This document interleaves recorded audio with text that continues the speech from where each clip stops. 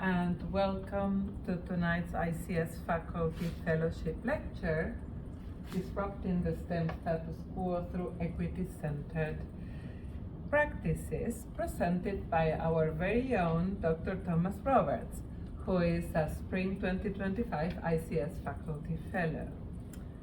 I'm Valeria Greenberg-Pla.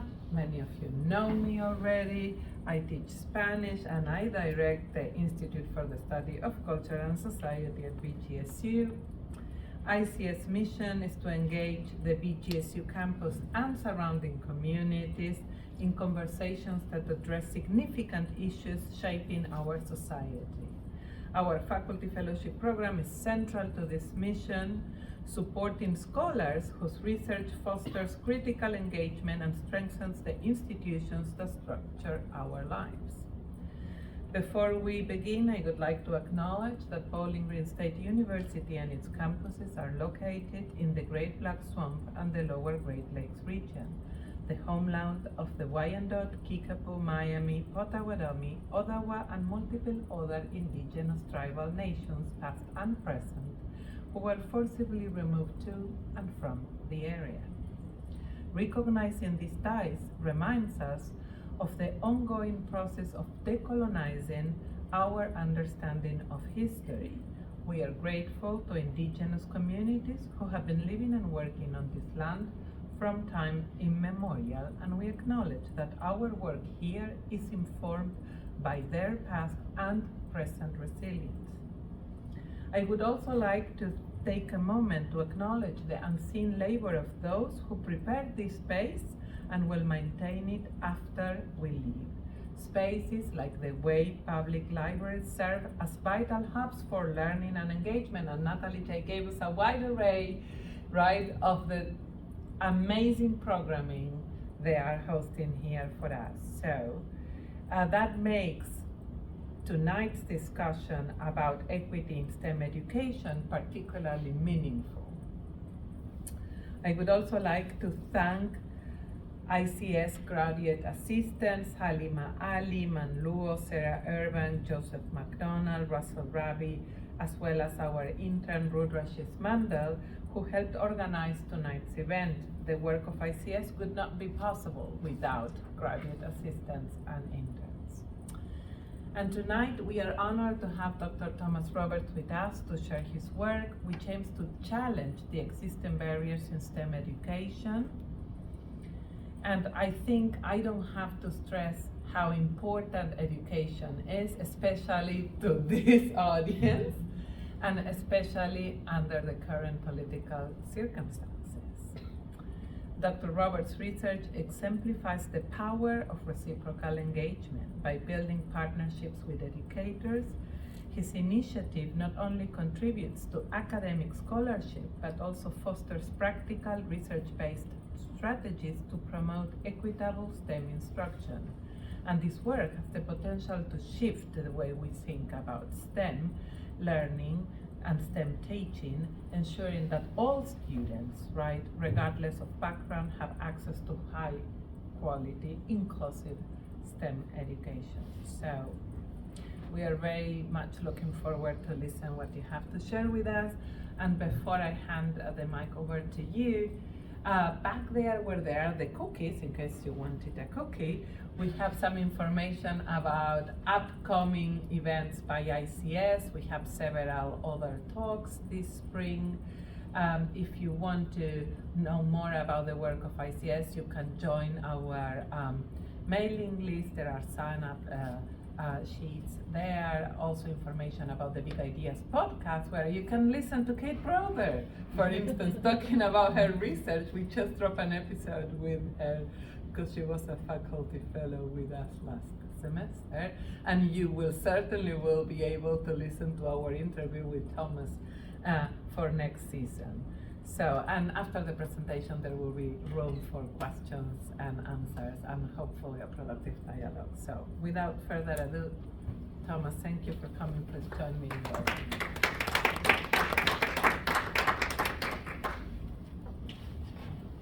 So, thank you for the welcome. Thanks for those of you who made it out tonight, and to the Institute for the Study of Culture and Society for sponsoring the talk and giving me time to do this research this spring. and thanks to the Way Public Library for hosting. So I'm going to spend some time talking about disrupting the STEM status quo through equity-centered practices. A little bit of an overview. So I'm going to share a little bit about my background, my positionality, what STEM could be, kind of the STEM status quo, and then look at some classroom case studies and then open it up for questions. So a little bit about me. It's a qualitative study. Knowing more about my perspectives helps you make some decisions about my analysis of what's been going on. So I grew up in rural southeastern Kentucky. I did my undergraduate work at the University of Kentucky. Did Bachelor of Arts. I didn't want to take any STEM classes. I did the very minimum, like chemistry in your everyday life. And then I went and taught for 4 years. 3 of those years I was the STEM teacher in an elementary school. And went and worked on my PhD in STEM education at UK. While there, I taught in an urban K-8 school in Detroit. I was the STEM teacher there. So all of my teaching was in urban settings. Graduated from UK in 2017 with my PhD in STEM education. And I've been at BGSU ever since, focused on STEAM and mathematics education. Part of my job at BGSU is research. And so I typically have 2 big areas where I focus. One is students' perceptions of their learning experiences in STEM. STEM's gotten a lot of attention, a lot of money thrown at it, a lot of different programs popping up. And so there's a lot of work that's going on with this, but it's being done to some people. I'm interested to know what they think about it.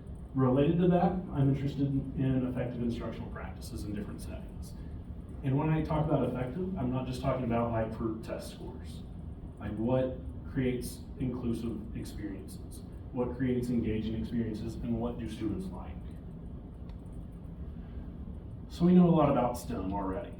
All of this is from work that I've done in informal settings. So things like summer camps and after school. We know that students will tell us that informal STEM learning gives context and purpose to formal learning. Gives them a why for why they did that math or science in school. They also recognize that those informal experiences gives them access to experience STEM. Their school may not have had a STEM class. They may not have been able to hang out in a university lab of a scientist. It also shows how subjects are used in real life, beyond a worksheet, beyond an investigation, and it increases interest in mathematics, particularly when they're doing robotics. They see how, oh, I'm using degrees, or decimals, or angles. They recognize that it's hands-on and engaging, even more so than school, and they recognize the limitations that their teachers have in schools. It can lead to increased interest in pursuing a STEM career. It gives students a better understanding of how to work through problems and how to learn from mistakes. So when things don't go right in informal settings, we can just go back and try to fix it. When you're in school, you're typically on a time crunch and you keep moving. And then it's also interesting that students highlight the important role of empathy. So they see STEM not just as kind of the career narrative that policymakers tend to push, but they see STEM as being able to help improve something for someone else. All of that was informal. So what's going on in K-12 classrooms? That typically has what I'm going to call the STEM status quo that keeps people out. So 4 areas where I'm going to talk about. I'm going to talk about limited opportunities for teacher learning, some structural barriers and some systemic problems. And then we also, as a field, have trouble defining what integrated STEM is. So, critique of our work, or half of this room, is that integrated STEM is not a focus in teacher prep. It's not part of our standards, it's not part of the tests that our teacher candidates have to take. At the elementary level, they get a lot of coursework in reading, and then next up is math. Science and social studies, not really a thing right now. In secondary prep, they're very content focused, and it makes sense why, right? If you are a secondary math teacher, a high school math teacher, you've got to be able to teach pre-algebra through calculus. That's a lot of content that you have to take, and there's not a lot of time, sometimes interest, in learning how to integrate subjects. We also have some issues with access for opportunities to learn how to implement integrated programs. Schools don't provide that for their teachers. When they do have a STEM teacher, they're often the only one, either in the building, the district, or in some cases, in small states, they're one of like 3 in the state. So there's not a colleague down the hall that you can ask, hey, how does this work? There's not somebody else in the district that you're planning with. You're just kind of figuring it out on your own. And that doesn't lead to good teacher learning. We also have some structural barriers. There's a lack of coherent curricula in STEM. That's getting a little bit better, but it's still really expensive. So things like Project Lead the Way, it's great, middle school, high school. The training's super expensive, and you have to recertify every so often. Or they have really high startup, like for materials. Our schedules in schools are not really designed for integrated learning. You have your reading time, you have your math time, you have your science time. There's not an overlap. That also impacts teachers' ability to plan. Right? If I'm the reading teacher, I'm focused on reading. If I'm the math teacher, I'm focused on math. How am I going to talk about what's moving next? And then a lot of formative assessments don't necessarily exist that measure content knowledge. And that's really important for teachers who have to worry about accountability measures, right? If part of your evaluation is how students do on the state test, and the state test is just about content knowledge, you don't necessarily have that here. We also have some systemic problems. You got a lot of mandates, accountability pressures, and lack of funding. The federal issues right now, we're not exactly sure what the policies are going to be or who's going to be overseeing them or where money's going to go. In Ohio, we have a lot of levies that have been failing recently, so the funding has to be there. There's also this gap-gazing fetish, right? So when we're thinking about test scores, we like to focus a lot on gaps. That's what you see in media, that's what you see in research, and unfortunately the way that the gaps are focused on, it's normally between white and brown. We don't talk about gaps between white students and Asian students, where typically Asian students are performing higher than white students. It's just all about gaps and trying to catch up. COVID learning loss, some other countries doing better than us on the test. It's all about what are these gaps. We don't really focus on receivement gaps. So we act surprised when the inputs that we give schools produce these outputs. When the inputs aren't adequate, the outputs aren't what we would hope for. That's the receivement gap. So we can point to, oh, but this district does great with all of these resources flowing to it. And this underfunded district isn't doing great. We don't talk about it like that. Instead, we talk about it as student performance and not about the inputs that are going in. And then there's also this dominant culture where there's an overemphasis on perfectionism, objectivity, and binary thinking, among others. So when students are in school, they need to get good grades, they need to get all A's, they need to, do well on the test. That's the perfectionism piece. That doesn't work in STEM. It's really messy. It's iterative problem solving. The binary thinking is either or thinking. You only have 2 options. That also doesn't lead to good outcomes when you're designing solutions. But that's how we train students. Then we have these troubles defining integrated STEM. There's a lot of variation in how it's defined in the literature. Some focus on pedagogy. So we maybe STEM as project or problem-based learning. Some people say, oh, you have to have at least 2 of the 4 content areas. Or some people take an engineering-centric approach. Others argue that STEM is just a teaching strategy. It's a way that you apply the disciplinary content that you're teaching. So all of that leads to this tension. We know what STEM can be. What I started with is what students think of STEM, but how we structure schools doesn't let us get there. So that led me to this research question. What do high quality, equitable STEM learning experiences look like in elementary schools? So I want to use this framework from Krista Jackson, and it's the equity-oriented STEM literacy framework. In short, it argues that students have to have opportunity and access to high-quality integrated STEM learning experiences. Once they have that, it can disrupt the STEM status quo. And as they are engaged in these high-quality STEM learning experiences, those 6 pieces of that wheel happen. So students' dispositions towards STEM improve. Students' STEM identity gets developed. Students apply critical thinking and problem solving. And they see the utility and applicability of STEM concepts. They're using empathy. They feel empowered. And ultimately, the goal is for them to become societal change agents. Those 6 pieces are really important, but it doesn't tell us what high quality integrated STEM learning experiences are. So for that, I use the integrated STEM practices.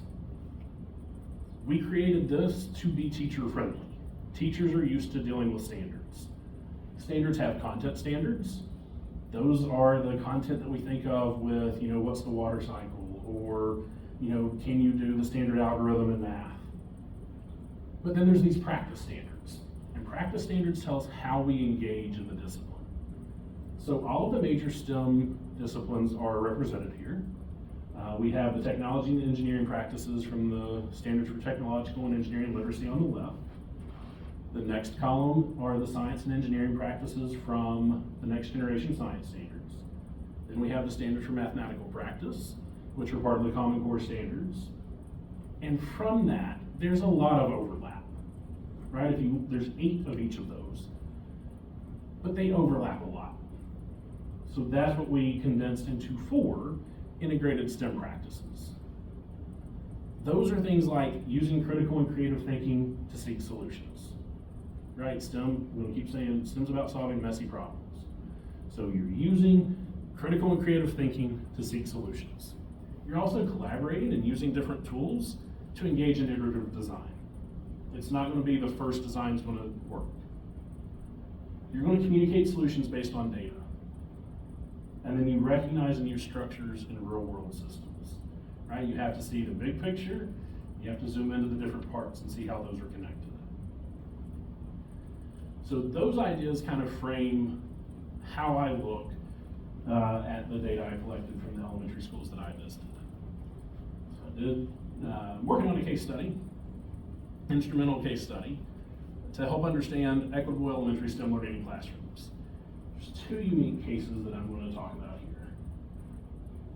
I'm not going to read all of that, but big picture, I chose 2 elementary teachers who I've worked with before, who are not in Ohio, I'll say that, and who have award-winning elementary STEM programs. So I wanted to look at what actually works well in a classroom. So I talked to teachers, talked to administrators, talked to about 50 students, videoed whole class instruction. I have small group video. I did some interviews. With one group, I did an arts-based approach that's similar to photo elicitation, and then my daily observation notes. I spent a week in each of their classrooms. I already told you they were really good elementary school teachers. So let's talk about school 1. I'll say before I get into this, I'm not saying where the schools were in this climate. It's probably best that we just don't reveal where equitable practices are happening in the classroom. So you'll see their faces and some of their work in some videos in a minute. But school 1 is a K-5 school. It has pre-K in the building. These are all demographic data that I pulled from publicly available information. So the terms that are used are the terms that they use and how they classify their students. You can see in the chart, it is predominantly white, roughly 90% white, 54-45 male, female, and over half are economically disadvantaged. School 1 does have a STEM curriculum, and the STEM teacher sees students daily for 6 weeks a year. So they kind of rotate throughout the year, and she sees every student in the school for 6 weeks at a time. So I said I had a lot of video. I'm going to give you a sampling of what's going on in these classrooms, This is a 4th grade, day 1 from school 1. Turn my mic off and let us know if you need this turned up. Think back to day 1, okay, when we started talking about our grand challenge. Well, I guess it wasn't day 1, it was kind of like day 3. When we talked about our grand challenge, all right, so open your little filing cabinet. What was our grand challenge? Think about it for a minute before you raise your hand. What is going to be the grand challenge? Okay, all right, what is it?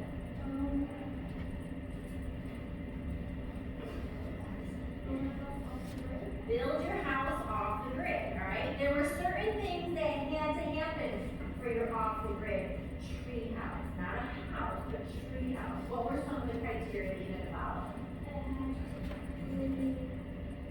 It had to be insulated, right? Because it needs to be warm.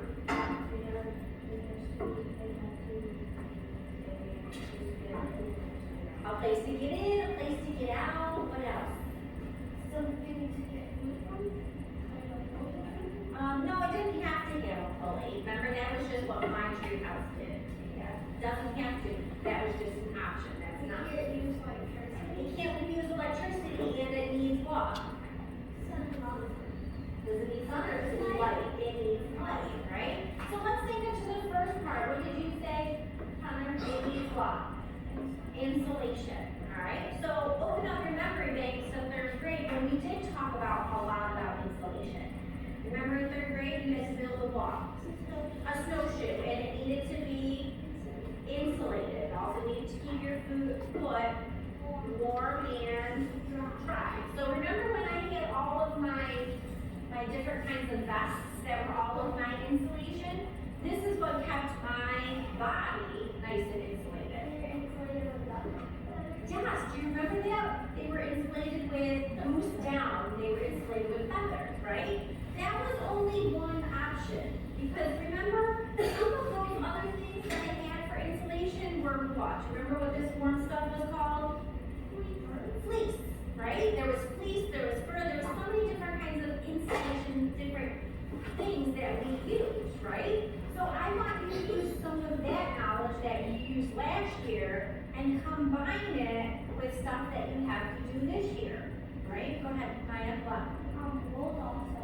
Wool is also, remember my big puffy gloves that I've had since college? Yeah, those ones were my wool gloves, all right? So I have. So in that video, you could see the teacher refer to the overall purpose for learning. The curriculum's organized by grand challenges that they have to do each year. And that one was building a tree house that's off-grid. And so she talks about criteria like being insulated and being able to get in and out. She did a good job with her questioning there around reminding students of expectations. She refers to, okay, open your filing cabinet. She compares it to their brains, right? Go back and think what we did last year. And she got students thinking about the insulation portion of their challenge. That's the activity that they were going to work on that Monday and then on Tuesday. It also set students up to think more critically about designing a solution, right? So it wasn't just, here's some materials, go build something. It was, let's actually think about content applications of what you're building here. So 4th grade, I had these great little cameras that they used, and they got really excited when their group got to use them. So this video is a little bit too big.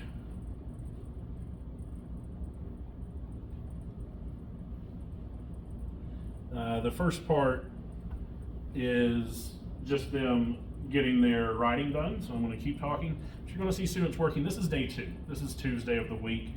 So you're going to see them collecting data to learn more about insulation and how materials hold heat. She uses the chicken lamp that's set up, and so they're just getting set up right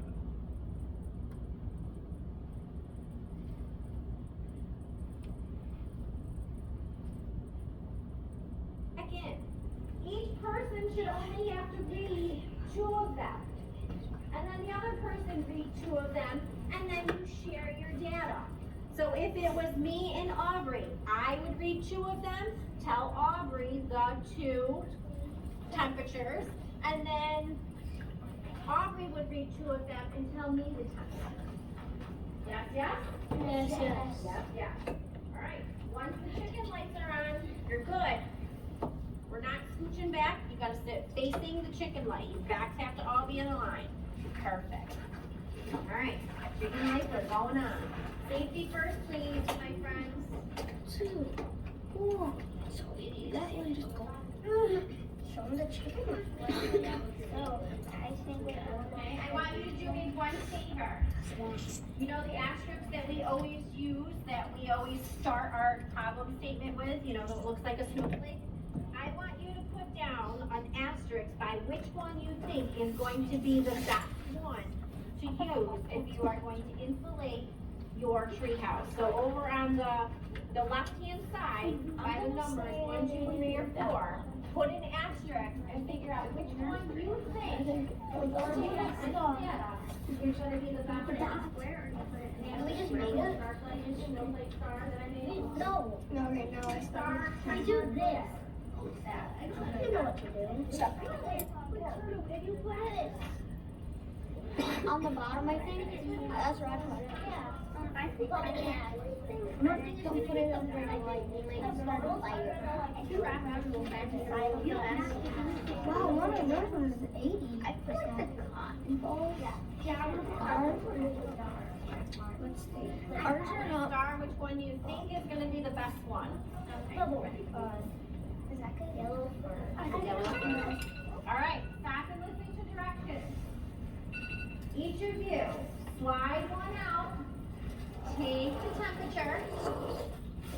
Slide one out, take the temperature. Slide it out for coffee, or 80 for coffee. And then share. This is all. Share your data. Take your temperature, then share your The data. white ball. What is this? I'm gonna take the picture.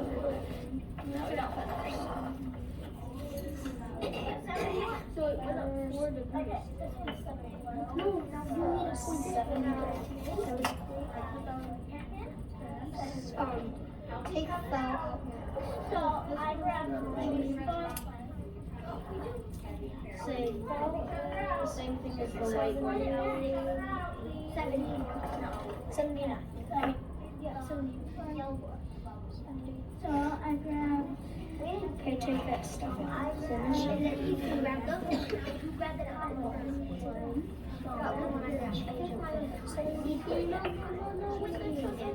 Slide it out. This is the only one that I went 1. You gotta get them all done.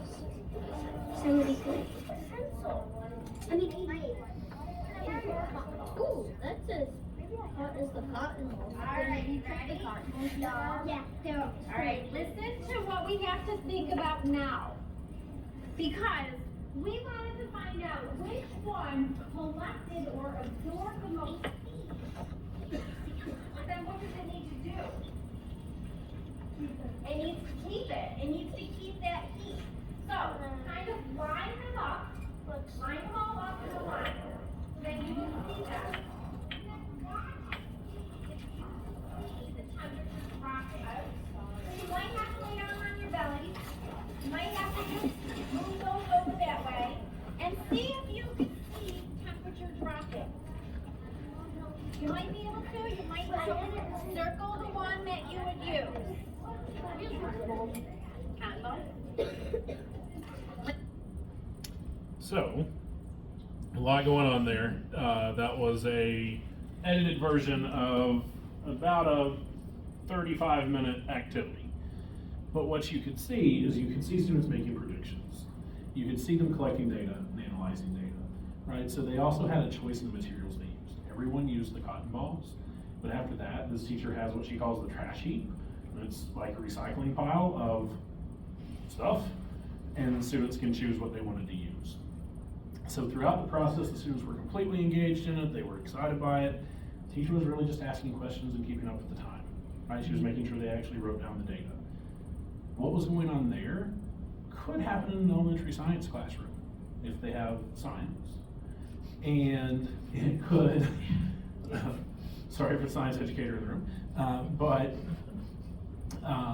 the thing that's different here is they're collecting the data so that then they can use it for this engineering challenge, right? So it's how they're bringing those subjects together. So I videoed every class but we would be here way too long if I showed you a lot of more videos. On Wednesday, this group had a lesson on circuits. On Thursday, students built their own circuits to light a small bulb with a battery. And then Friday, because she sees them every day, I was able to do an art space method similar to photo elicitation, so she let me do that with all of her students. I couldn't do that at school too because they have a different structure. But here's the student drawings. I'm calling it art-based. It's similar to draw a scientist, right? So what do you think of when you think of a scientist? I wanted to do photo elicitation where they go find a photo, but the technology and being able to search for pictures or bring pictures in is a little hard to organize as I'm a guest there. So they just drew instead. They had 3 prompts. What does it look like when you do STEM? Who does STEM and where can you do STEM? And for each one, they drew a picture, explained what the picture showed, and explained how to answer the question. Just like anytime you're working with people, doesn't matter if they're elementary students or adults, all written pieces were not included. So I will share some of the highlights from what they shared. I'll also make a note, I framed it as STEM because they have a curriculum. Their curriculum is called Engineering by Design, which is shortened to EBD. So they refer to that class as EBD class. So you'll see a lot of EBD instead of STEM. Same difference. So when you look at what does it look like when you do STEM, a lot of students drew collaborative, building, hands-on things, and they talked about we work together to build stuff, to use our imaginations. In the future, it'll help us use our brains. There are some students who don't like STEM. That's perfectly okay. I think STEM should be accessible for everyone, but I don't think it has to be for everyone. The student on the right says, I'm riding a struggle bus. It's hard to do the challenges.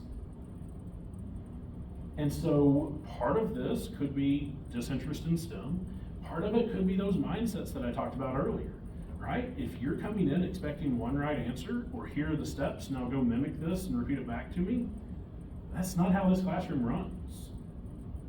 So if that's what you're used to, because that's typically what we do in school, it can be hard to think outside the box to actually come up with these solutions to challenges. Thinking about who does STEM, got a lot of the teacher, got a lot of me and my classmates. Me, I do EBD, it's fun. Didn't get as many who thought about careers, but some did. They said engineers do EBD. They all have glasses, right? Sorry. So some of those stereotypes are still there. But one thing, I mean, noticing those things, they all have glasses. That could be the goggles because she also makes them wear their safety glasses each time. Yeah. But they also aren't all yellow or all white or all, that was their choice to color. I asked, where can you do STEM? They all basically said everywhere, right? So that's something different. A lot of my work was in informal, this is formal. In informal, it was like, oh, this is giving us access to this. I don't have this at school. In school, they're saying, I can do this at school. I can do this at home. I can do this outside. So think about school too. It's a K-8 school. Pre-K is also in the building. You can see again, they're about 90% white. They did not report SES. They did not report anything other than 5% emergent bilingual. The STEM teacher developed the curriculum here.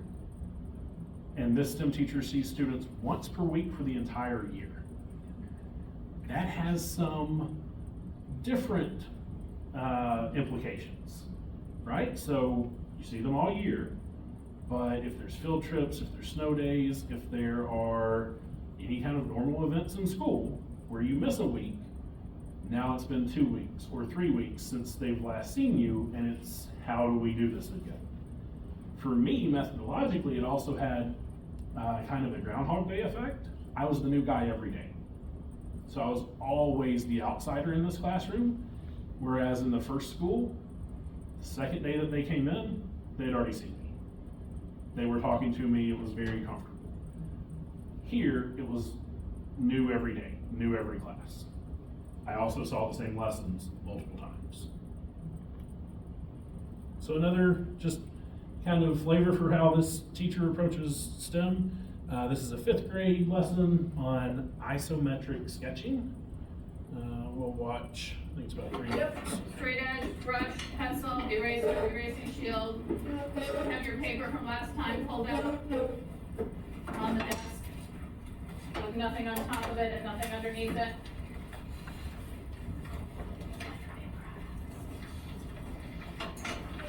Yeah, make sure your folder's not underneath it. Remember when we're doing these drawings, you want it on the hard table?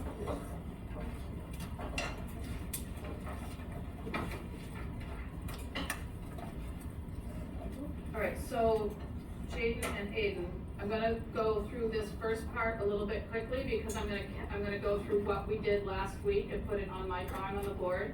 And just as a quick reminder, folder up from me. I can't spin my paper on the board to draw nice lines, right? Painful. So when you draw your lines, it's my expectation that you're doing all those good things like spinning your paper, spider fingers on your straight edge, all those things that we talked about when we were talking about how to draw nice lines.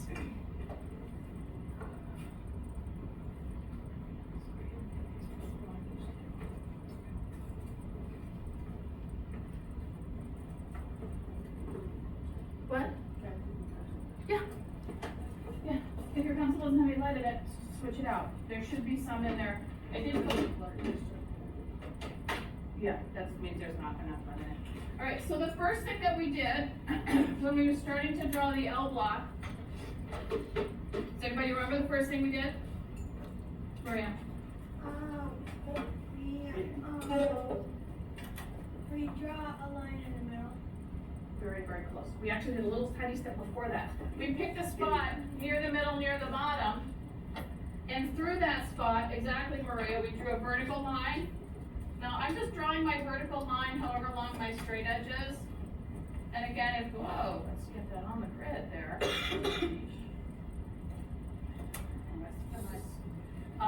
You're gonna draw your, I'm just drawing my lines as long as my straight edge is. I'm not really counting anything right now.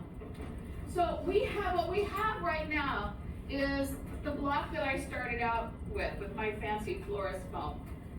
That's what we have drawn so far.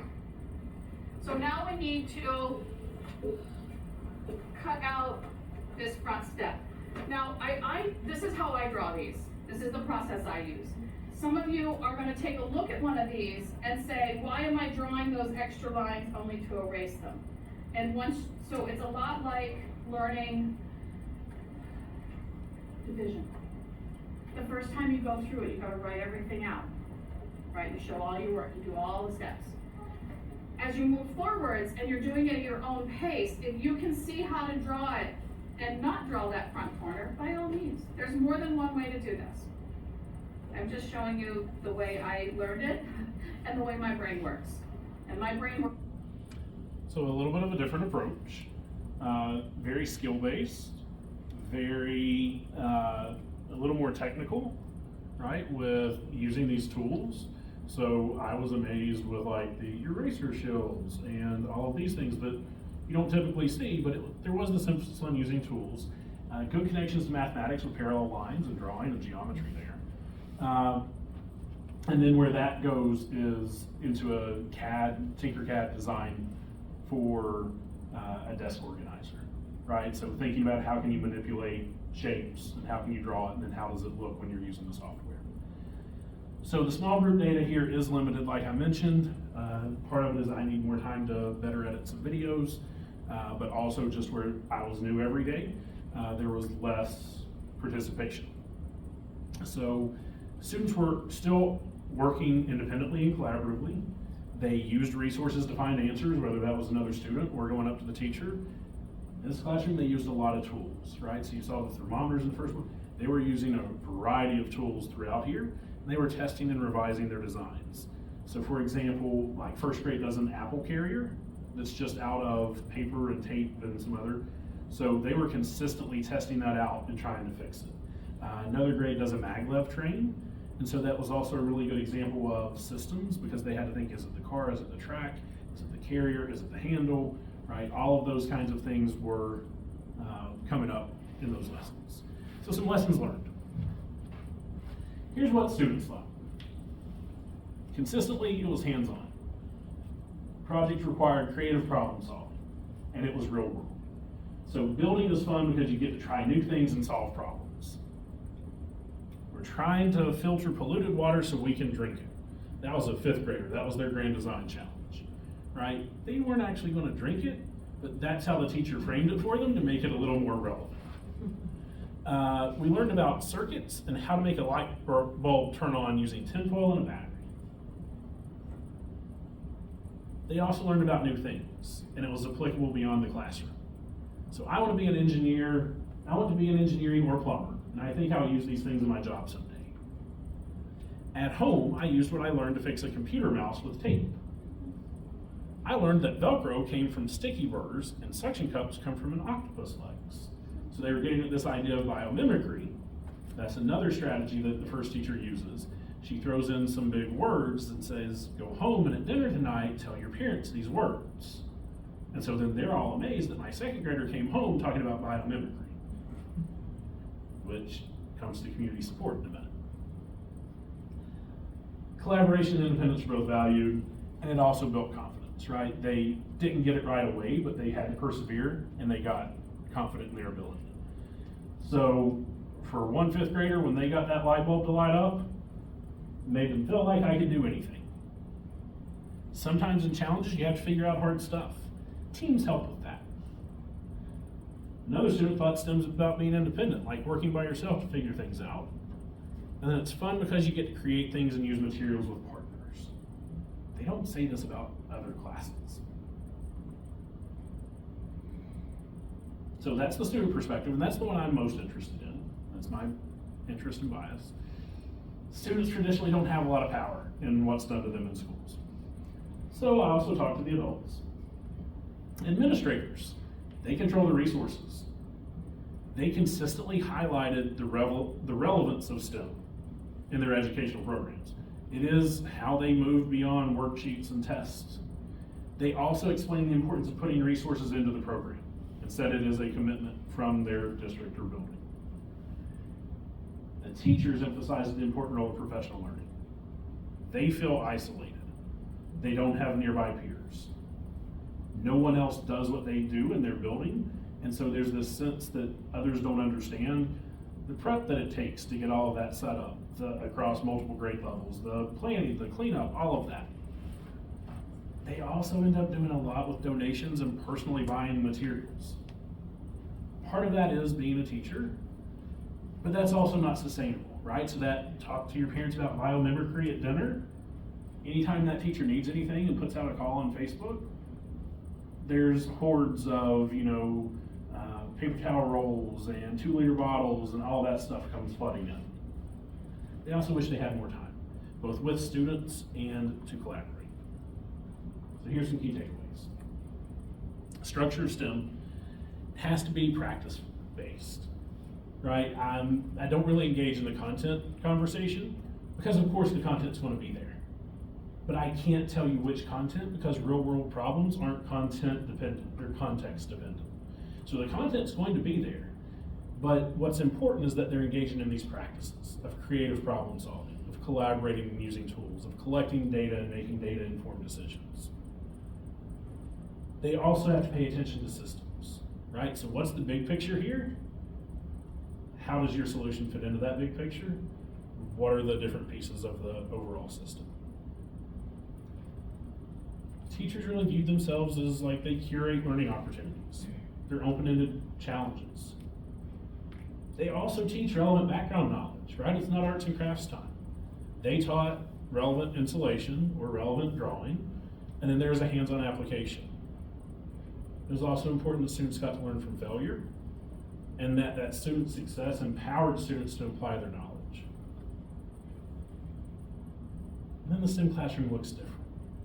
A lot of new STEM teachers spend time convincing their administrators that this classroom just looks different. And how do I get evaluated?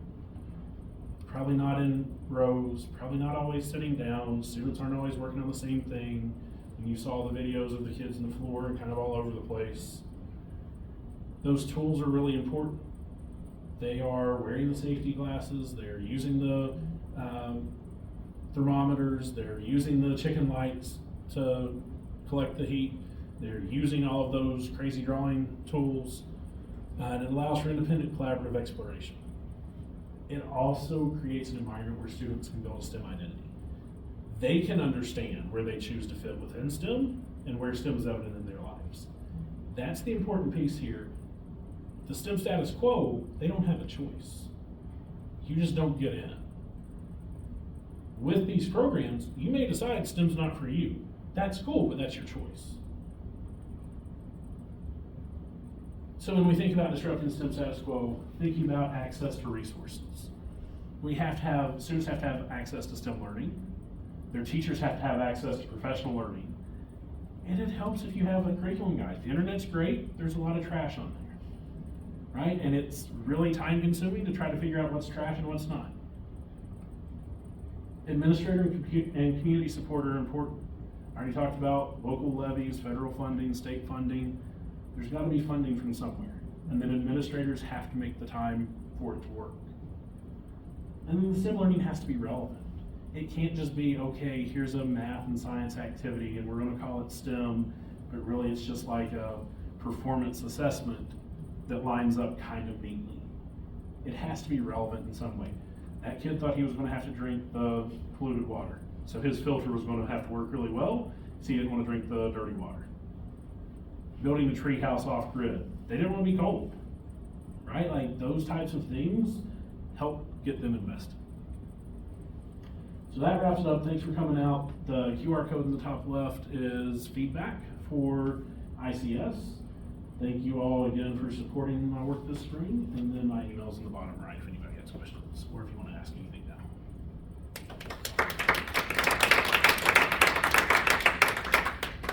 Yes, so questions, comments? Okay, I'll get started with a question.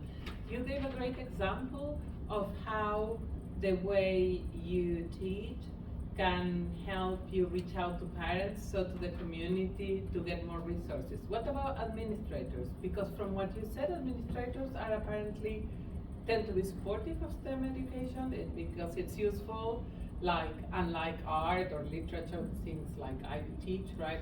But from an administrative perspective, right? But STEM is useful. So, but still you say there is need for more. So how can we get there? Do you have any insights or ideas? So part of it is a sales job, right? Both of these teachers are really good salespeople as well. I'll tell you the first school, she had her kindergarten students set up outside of the Board of Education meeting and share like their design challenge things. And as people walked by, they were talking about criteria and constraints and what they designed. And the board and community were blown away. And they were like, yes, this is exactly what I want my kids to be doing. So she got $1 million room renovation set up just for it, right? Like part of that is a sales job. She also runs things like a winter STEM camp and a summer STEM camp in the room to bring in more community people.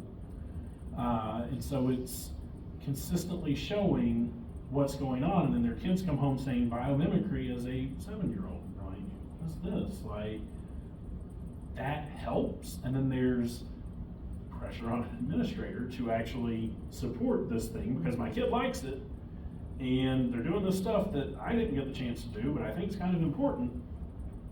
And so then administrators have to figure it out, but they have to figure out, how does this fit within schedules, right? When I did this as a classroom teacher, we had to figure out, you've got a 90-minute uninterrupted reading block. You have a 60-minute uninterrupted math block. You have, must have 15 minutes of recess or whatever. That is a lot of creative problem solving that has to go into creating a schedule that works for the school. So the administrator support, you have to be willing to, this just looks different. And that's also a hard conversation to have with your staff when it's, why does this person only teach this twice a day? Or it looks different. It's evaluated differently. It's a lot of burden on the teachers. You're saying It is. STEM teachers don't have a lot of professional support and training, right? And on top of that, they have to be their own advocates, Yep. right? To get their own resources. That's a lot on their shoulders. Yep, I mean, one was a kindergarten teacher and the other one is an industrial arts teacher, and that's old tech education, like shop teachers. That would be the degree that they would have gotten. Thank you. Yep.